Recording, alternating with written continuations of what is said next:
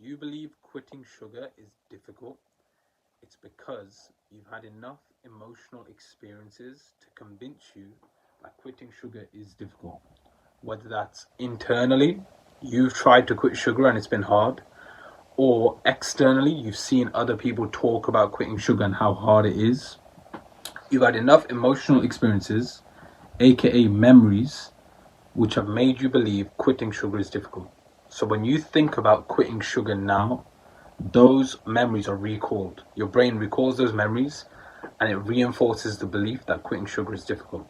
So my goal in this video is to flip those negative beliefs around. I'm going to debunk some of the most popular beliefs there are about quitting sugar and how hard it is. And I want to flip them so you believe it's the other way around. So I'm also going to give you at the end a method to write out all of your negative beliefs, because believe it or not, you might not be aware, but you probably have 20 or 30 beliefs around eating healthy, around quitting sugar. And as long as those are in your brain, you won't be able to quit sugar unless you get rid of those. So at the end, I'm going to give you the method to completely get rid of them and flip them. And yeah, so to get into it, my name's Adil Mustafa. I spent around a decade trying to quit sugar. It was the worst addiction. I was trying to quit using every single method: willpower, discipline, meditation, forcing yourself to stop, exercise, trying to read about all the bad effects of sugar, and then nothing worked. And then eventually it got to the point where I had around 10 kilograms of sugar in 90 days. Like, I was checking my account and I was doing the maths. I had around 10 kilograms of sugar in about 90 days. And I decided that I was going to do everything in my power to actually stop. So I read every single book I could find on psychology, addiction, the human mind, how it works, hypnosis, self-hypnosis. And then I ended up quitting with ease. So I ended up quitting and there was no looking back. There were no withdrawal symptoms because I figured out exactly how the human mind works, and now I'm basically sharing what I learned. So first of all, for a bit of context, I'm going to show you how a limiting belief is formed. So how does a limiting belief actually end up coming about? Everyone says the word limiting belief. They don't really explain how it comes about. So if you believe quitting sugar is difficult, that is a limiting belief. If you believe, if I quit sugar, I will get tired and my life will get worse, that is something called a limiting belief. It's essentially, if you trace the word back, limiting belief, if you trace it back to its origins, it means to hold dear to your heart a boundary. So it's from both Latin and Old English or Old European. It means to hold dear to your heart a boundary. So if you have a limiting belief around sugar addiction, essentially you're holding close to your heart a belief which stops you from moving forward, a boundary. So unless you get rid of the belief, you will never quit sugar. And most people, there are a couple of really common beliefs which prevents most people from quitting, which keeps them eating sugar. They never try and stop, or if they do try and stop, they quickly snap back. And I'm going to handle some of those beliefs right now. But for context, I need you to know what a limiting belief is. If you don't know, it's something that stops you from pursuing something you want to pursue. And this happens in all areas of your life: money, relationships, health, etc. So the first biggest one is the belief that you're going to have physical cravings for sugar if you quit. And because of those physical cravings, it's hard to stop. This is one of the biggest beliefs, and you hear countless videos on these with millions of views. Sugar's more addictive than cocaine. Oh, when you eat sugar, your brain changes and it's so hard to quit. And when you quit, it's like opioid, how the fuck do you say that? Opioid withdrawal. You've seen these videos all around, people constantly spreading fear about quitting sugar is difficult. And here's how I'm going to attack this one. I'm not going to deny there's some withdrawal when you quit sugar, but it's massively over exaggerated. The withdrawals are massively over exaggerated, and you have to look at it in context. First of all, what are the withdrawals? I'll say this as someone who was really badly addicted. Again, 10 kilograms in like 90 days, if not more. That was just what I measured on my bank and stuff like that. The withdrawals for me, when I attacked it, and my mindset going into it was, this is going to be easy. The biggest withdrawals was like a headache for one day. It was like a headache for one day, a little bit of tiredness, but I replaced it with fruit and caffeine. So I just had more caffeine for the first few days and more fruit. And within the first day or two, I literally was back to normal and more energetic. And anyone else who has quit sugar will tell you this. They will tell you it's easy. From day one, it's really easy.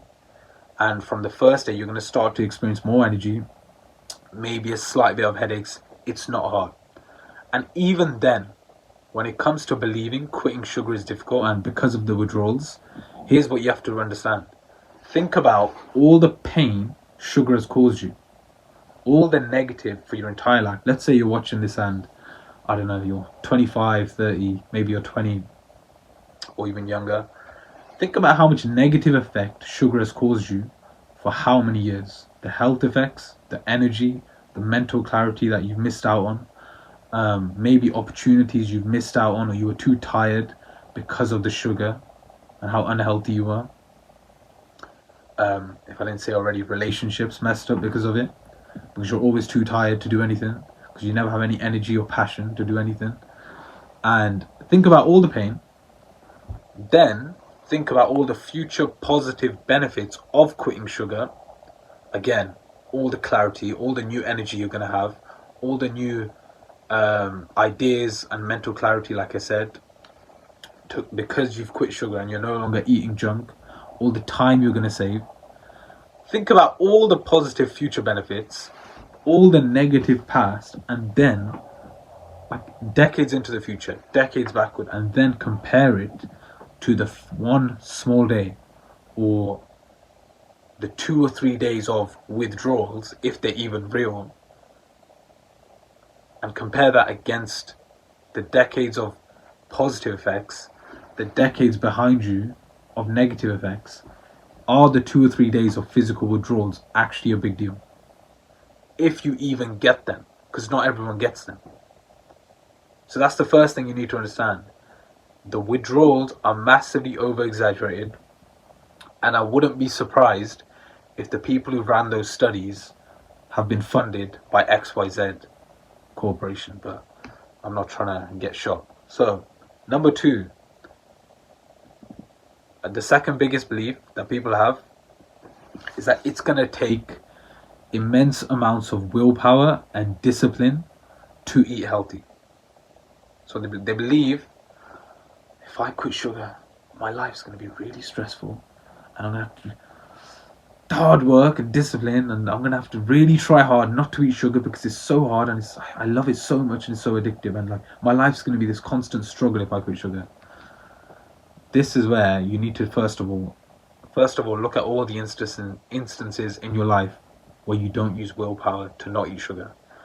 Think about all the time you spend, for example, when you're with a friend, or you're working, or you're doing something, or you're sleeping, where you're not thinking about sugar, where it's not hard to quit. But more along those lines, think about something you're not addicted to, a popular addiction that you don't have. Let's say heroin. If someone offered you heroin right now, would it require willpower or discipline to not have it? No. Unless there's a few crazy people watching this. You wouldn't require willpower or discipline from you to resist heroin. But the question is why? Because you know how bad it is. You know all the negative effects of heroin. You've witnessed people and you've seen how messed up their lives get. And it is a really easy thing for you to say no if someone offered you heroin. So with sugar, what we have to do is understand that the reason if someone offered you sugar, or you were in a situation where you'd get tempted by sugar, is because you believe somewhere that it does something for you. For as long as you believe that sugar does something for you, gives you energy, or it stops you feeling sad, or it stops you doing this, it makes you more of an interesting person because you're a foodie. If you believe that, if you believe sugar gives you something good, then of course it's going to take willpower and discipline to not do it. If you like doing something, it's hard to not do it, and yet you would have to resist. So when it comes to the whole willpower and discipline thing, it's not about willpower and discipline. It's about realizing that you don't want the sugar in the first place. If you can convince yourself and make yourself understand that sugar doesn't do anything for you, and that everything you believed you thought was good about sugar was actually wrong and it's the complete opposite, you'll find it really easy to not eat it. That's the biggest thing you need to attack. And I'll address that in another video, but that's one of your limiting beliefs. So you need to start looking at that. What do I think sugar gives me? And I'll show you at the end of the video too what you can do about that. So the last one I want to look at is the idea that sugar withdrawals lead to anxiety. So this might be another thing. People think if I stop having sugar, I might feel anxious. And obviously that's a really bad feeling no one wants. Like you might feel, you get that pulsing feeling and you might genuinely feel anxious because of the withdrawals. Now my take on this is that if you do quit sugar and you get immense amounts of anxiety, my belief is that maybe on top of the tiny withdrawals, the truth about this is that your real life is now confronting you. The feelings you've been pushing down with sugar or whatever your addiction is, they come to light when you quit. When you stop stuffing everything down with junk food, your real feelings, your real emotions start to come out, and then you feel anxious. So now the question is, like, you have a couple of different paths. Number one, you start confronting the issues head on instead of running away, and your anxiety will go away because you're genuinely confronting the things that are making you anxious. Number two, you replace the sugar with a new addiction. You start smoking, you start, I don't know, drinking, watching more YouTube, listening to more music, whatever it is, and that gets rid of the anxiety. You're still running from it, but it gets rid of it. Or number three, you quit sugar, you get anxious, and you begin to think, oh, I'm anxious because I'm not eating sugar, or that's why, and then you don't confront the anxiety head on. So what ends up happening? Your brain says, he's not dealing with the anxiety, he's not dealing with these issues head on. He's taken away the sugar, but he's not replacing it with anything. I might as well eat more sugar. And then people go back into the addiction and it gets 10 times worse. That's the whole idea around anxiety.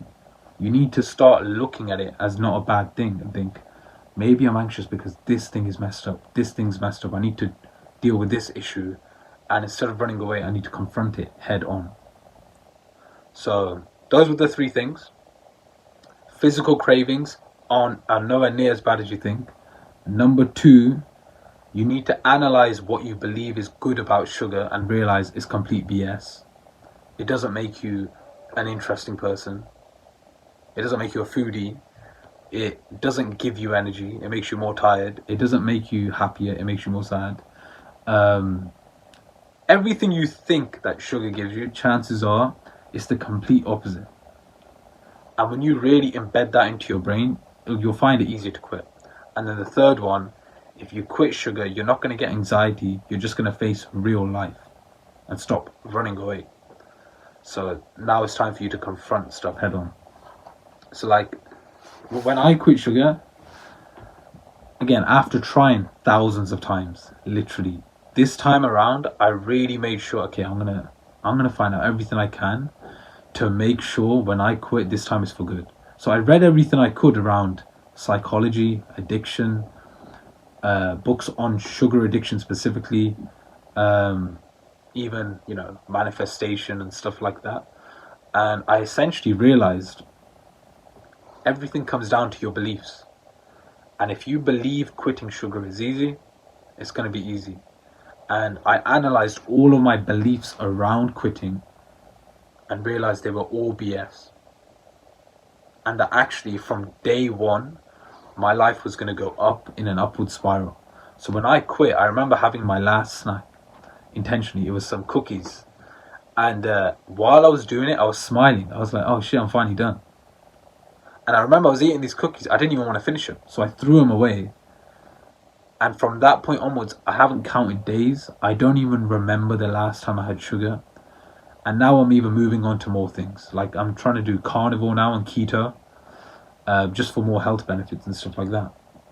But I don't even think about when I had sugar last. I don't remember. Because from day one it was, oh, I'm free, I'm gone. That needs to be your attitude. If you come at it with that attitude, like from day one, your life does not go down, it goes straight up. You'll find it way easier.